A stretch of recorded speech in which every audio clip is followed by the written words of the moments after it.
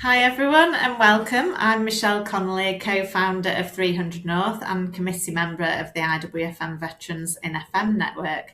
Today I'm joined for our Veterans Careers in FM series by Camilla Howard, Operations Director at Baxter Story and fellow member of the network committee. Camilla, it's great to have you. Thanks for asking me to be on with you, Michelle. It's nice to be here. So just a bit of context, I guess, before we start. So the Veterans in FM Network's here to support service leavers, veterans and their families, as well as reservists and cadet forces as they move into and grow within the workplace and facilities management industry. And conversations like this really help to showcase the diverse opportunities across the sector. So before we dive in with you, Camilla, it's worth, I think, highlighting that you've also earned over 30 international caps for Wales in lacrosse, something I'm really hoping you'll mention as part of your journey, because I'm personally keen to hear more about that too. So if you're happy to, let's start with your story. Are you happy to tell us a little bit about your time in the forces, which service you were in, when you served, and what your role involved? Yeah, thanks, Michelle. As you said, I had a little bit of fun before actually starting a proper career. So, yeah, I played international lacrosse for a number of years, getting over 30 caps for Wales playing lacrosse. Not many people have heard of lacrosse, but it's a very therapeutic sport if you've had a bad day.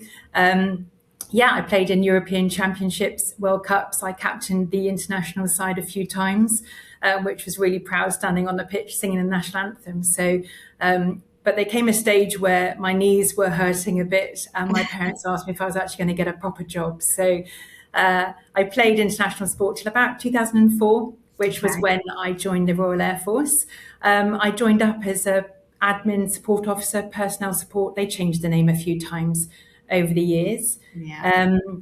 I was in for 12 years. I did everything from adjutant to media comms officer, keeping CNN and the BBC in line with my senior officers. I did HR director roles and then went into infrastructure program delivery across TFM, so hard and soft FM, over those 12 years. Brilliant. Okay. So I'm sure you'll tell us about your career a bit more as it expands. But talk a bit more about moving through the forces and the different sort of things you did and as a woman, how did you find that as well?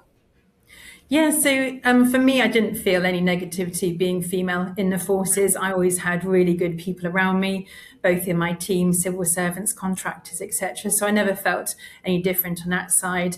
I had brilliant time at Odium. I was at Marham, Shawbury, and then mainly did the Southwest because I'm a military spouse. So some of my career decisions and job role decisions were dependent on where it fit domestically with my husband. So sometimes I had to move sideways, sort of a jungle gym type career rather than a linear career. Yeah. But I probably started in FM in my second role in the RAF, actually. Okay. So I then specialised in infrastructure across all the many roles I did. Yeah. And what was your experience of leaving the forces and, adjusting to new life on Civvy Street? I think compared to some stories you hear, mine was relatively easy. I've been a military spouse for 20 years now. So my husband's in the Armoured Corps. He does tanks. I do facilities management. So it was far simpler for me to leave than him. So I think before I actually left and sort of did the clicks on our HR JPA system, I floated my CV to see how strong it was and where it would fit or what roles, finding your fit in the management and leadership levels. And I was really lucky to be sifted for quite a few interviews. So picked out the best one, went for the interview and was actually offered the job 2 hours later. So it was a little quicker than I anticipated. So I had a large glass of red wine that evening, Michelle, thinking about, as you do, pros and cons, and then went in the next day and submitted my paperwork to leave. That was in November 2015. And I started in a civilian role 2 months later in January 2016. So my civilian role was in the defence sector, so still in my comfort zone. I was an ops manager working in defence for a global FM and catering company with veterans in the team as well. So Brilliant. actually me turning up new was quite an easy sort of transition, because they sort of swept me up and looked after me for the first few months. Wow. Okay. Well, that's good to hear, and more positive than some stories. So, to talk about your career a bit more, then as it's developed and the different moves you've made, and perhaps different sectors you've been in, different contracts you've worked on. Yeah, so my first job in FM was the second job in the RAF. So I just finished being adjutant, loving my my time at RAF Odium, working hard and playing hard as you do on airfields. But it was actually the head of establishment station commander that came to me as I was about to move and asked me to stay for a second tour at Odium and look after the work services estate management team there. So as I had the most amazing time, I said yes, jumped at the chance. Little did I know that 3 months into that new role, my squadron leader, my line manager, would then go off maternity leave and not come back. So I then stepped up to run the whole squadron, the whole 650-acre site, I think Odium was, as a new flight lieutenant, which was a baptism of fire, but so much fun. I mean, I went from everything from briefing and being on the command board to looking after the long-term infrastructure plan, to delivering high security requirements, because we had an HRH on site at the time. So I think in that first job in FM, across those 3 years at Odium, I did everything from drains to engineering to new builds to liaising with local parishes and councillors. So that set me up really well for then going into all the other infrastructure roles. I bounced into HR as an HR director, because back in those days you had to do a certain ticks in the box for promotion. But I mainly always went back to infrastructure. I think once you've worked in FM, it gets underneath your skin. I enjoyed it. I enjoyed the ambiguity of it, working with teams, contractors, large independent companies, as well as working on defence sites. So I worked for nearly 20 years in FM. So you were thrown in at the deep end, really, with that maternity cover. And how did you find it? What sort of challenges did you encounter along the way? And how did you sort of learn on the job? It definitely was learning on the job, but I had some amazing. I worked with the Royal Engineers. I worked with civilian contractors. I had a great team of civil servants, and it's not sitting there pretending you know it all, because I didn't. They knew that. They knew I was in a position totally outside my comfort zone. But it's leaning on those people who are SMEs, and not trying to be something that you're not. I was always very honest about certain areas that I needed, support with. I was doing financial planning, sort of 1, 3, 5 years out for a main operating base. You don't learn that overnight. So leaning heavily, and I think that's what I've done in both my military roles and civilian roles. So in the last 10, 11 years as a civilian, I've done everything from the first ops manager role. That was on my doorstep in defence. I've done director of operations, looking after UK and US clients. They have their own challenges themselves. And I've also been account director in looking after soft FM for private healthcare, private education portfolios across the UK. So it's been in FM, but in different sectors. Yes, yeah. And so you've talked about how your career's developed over time. What about sort of taking you through to today, and the different types of contracts really you're involved in now, and what you enjoy really most about working in FM? Yeah, so I work for Baxter Story, a British founded, privately owned catering and hospitality company, and I've been working with them for about 6-7 months now and really enjoying it. I'm an ops director in the sales team, and actually Baxter Story is a corporate member of the IWFM, so it ties in really nicely to the work I do with yourself, Michelle, and others on the Veterans in FM committee. Why do I enjoy working in FM? I think it's a real cliche, but every day is different. I mean, you wake up, you think you know what your diary's telling you, and then by the end of the day, you've done something totally different. I've done hard FM, which is more about the physical environment, but I prefer the soft FM elements because it's more human element. So it's about comfort, security, hospitality, the productivity of workplace. Yeah.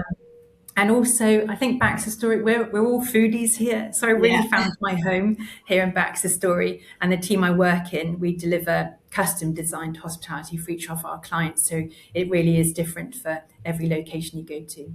Yeah. Oh, I'm not sure how you stay looking so fit when you're around all that food all the time. Lacrosse and Haribo. Okay, so why do you think FM is a good career choice for veterans, service leavers, and their families? What would you say about that?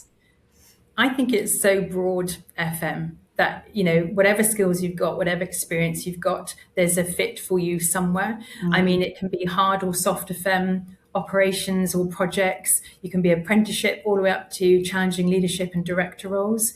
And specifically for veterans and people leaving the service, FM is about people management and problem solving. However large or small your project or what you're trying to do every day, it's that problem solving element which people in the military have to do daily, not by choice sometimes, but they have that natural ability that they sometimes overlook. Yes, yeah. What advice would you give to veterans thinking about FM or looking to progress even further within the industry? I normally talk about three things really. So, especially if you're wanting to leave or changing roles, I would always say work out what your red line areas are in terms of salary, location, and travel. So, commute. So, know what salary you wouldn't go below. Write it down. Then, if you want a single site, multi-site, or a UK-wide contract, again, write it down. And also that travel and commute. Do you want to be on your doorstep? Are you happy to travel by train every day? Are you happy to go UK wide? So that's probably the first line, and knowing what your red line areas are, because so many people use up. It's so emotional looking for roles sometimes, or transitioning, that if you don't know what your red line areas are, you waste a lot of that emotional energy. The second one is probably, does everybody know what you want? So, have you verbalized what job you want, or what career you want, or where you want to go? Does your line manager know, or does the senior leadership team know? If not, tell them and put your hand up when opportunities arise. And I suppose the third one is a bit more personal. And when I talk to people in fast-paced environments, I always tell them to release the pressure valve on themselves every now and again. It's okay for things not to go 100% right the whole time. And I think a lot of people put an extra pressure on themselves for that first job out of the military, or they're not happy where they are now and want to change. So are looking for something to tick all the boxes 100% of the time. But if you release the pressure valve on yourself and just be a bit kinder to yourself, I think we sometimes aren't very good at doing that. So those three things: know your red line areas, answer the question if everybody knows what you want to do, and just be kinder to yourself. And what about for people that are not sure? They think, oh, FM, seems like an interesting area, but I'm just not sure where to go. What sort of advice would you give to those people? Sometimes it's easier to narrow down what you definitely don't want to do than actually find the right word or job title for what you do want to do. Sort of write down what you definitely don't want to do, including some of those red line areas, but also in terms of what you're good at. Not always what you're lacking. What are you actually good at? What are you an SME in? What are your key skill sets? And that probably narrows it down.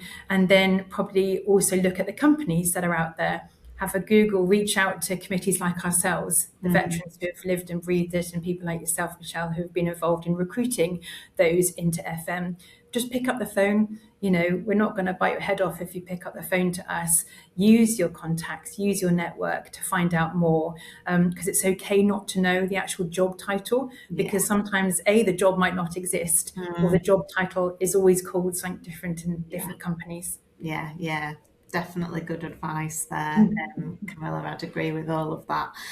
And what about the future of the sector, so workplace and facilities management? Where do you see it heading next, and what do you think is exciting about that future? Exciting wise, it's no longer back of house. It's a key business function. FM, everybody needs it, everybody wants it. So there's always going to be roles in it. I think it's shifted from reactive to more predictive with technology and being increasingly digital. I also think sustainability Yeah. and sustainable nutrition is still a core responsibility for us all. And actually, it's something that Baxter Story does really well, and actually is running a panel at the upcoming workplace event at the end of the month. They're Yes. running a panel on the power of food and beverage in creating hospitality-led workplace experiences, because especially in the hybrid model now, it's really key to understand that.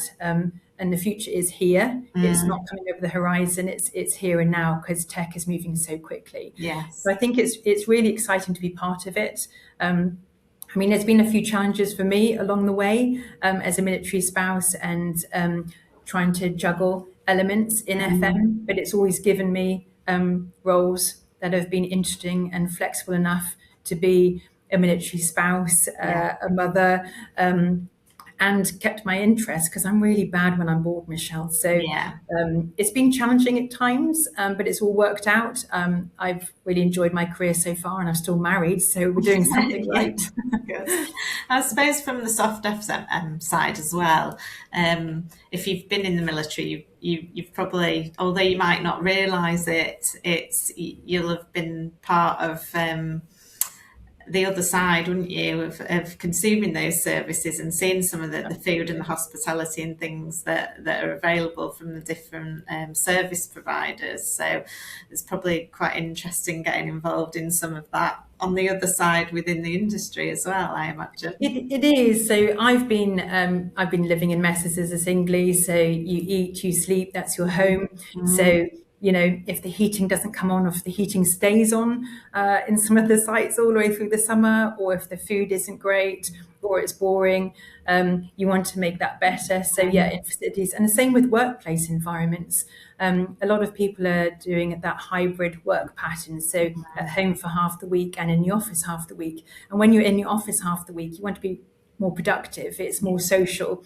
You're getting a lot more done in those, 2-3 days you're in the office, and then catching up at home. So it's definitely enjoyable from my side, having lived it, and also being on the other side in FM now. Yes, Delivering those improvements.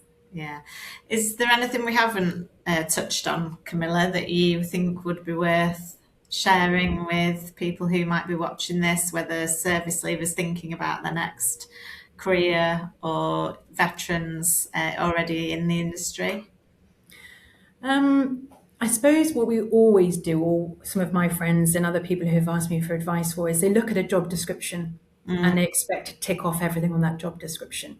Yeah. Sometimes it's really good to look at what you can bring to that role. It might not be written down on that job description. So if a job, you've done your red line areas, you've told your line manager where you want to go, and if it really is time for a change, then look at that job description and see what you can bring to that role, rather than what you don't have for that role in that job description. But reach out to your network. We're all here. We've been through it, some more recently than others, but we're a friendly bunch. And actually, if you want to get into hospitality, then reach out and come and have some fun with me and Baxter Story. Camilla, thank you so much. It's been great to hear more about your own career journey and the impact you're making, now both at Baxter Story and through your work with the network committee at IWFM. I think for people that are watching this and thinking about their next step, we hope this has offered some useful insight and inspiration. And if you're not yet connected with the IWFM Veterans in FM network, please get involved, join the community, come and attend one of our events and connect with what is definitely a growing network of professionals supporting veterans across the sector. So thanks again, Camilla. It's been great talking to you. Thanks, Michelle. Bye. Bye.